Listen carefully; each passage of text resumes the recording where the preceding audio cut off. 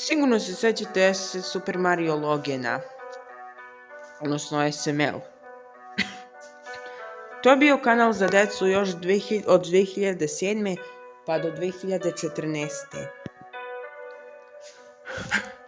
Ja sam samo gledao nešto na TV-u i ovo se desilo. 28. januara 2018. Ja sam samo gledao na kompjuteru Simpsonove, odnosno na YouTube-u. Onda sam čuo da je nešto zvonilo na mom telefonu. To je bilo komentar od Logena da je napravio novi video. Ja sam mislio da će to biti Jeffyjev 12. rođendan, ali zapravo nije. Naziv videa je bio jako jeziv i nije mi se svidao naziv. Naziv se zvao SML Movie I'm Sorry Chef Pee-Pee. Odnosno na našem jeziku žao mi je kuvare PP.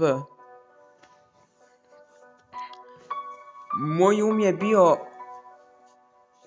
jako loš. Ja sam mislio da je ovo rođendanski specijal ili specijal za Božić. Ili Noć veštica. Shvatio sam da to božićni specijal. Počelo je ovako. Junior, Jeffy, Cody i Joseph su se igrali sa fudbalskom loptom, dok je Chef Pee-Pee kuvao nešto odvratno, kao i uvek. Onda je Junior šutnuo jaku loptu i udarilo je deo krova. Deo krova je pao na Chef Pee-Pee-a i razbilo mu lice. I kad je video to, Junior se uplašio. On je mislio da ubio Chef Pee-Pee-a, ovi su otišli, ali Jeff je mu pomogao. Onda su uzeli plastelin, lijepak i napravili mu novo lice.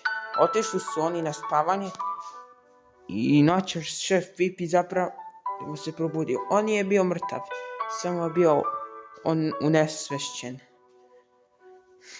Onda se Junior probudio i video je da Chef Pee-Pee-a nema.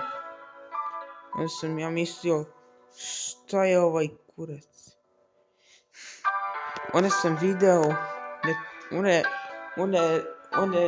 onda je Junior video Chef Pee-Pee-a.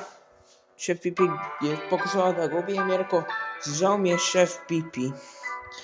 I onda Chef Pee-Pee je ubio njega.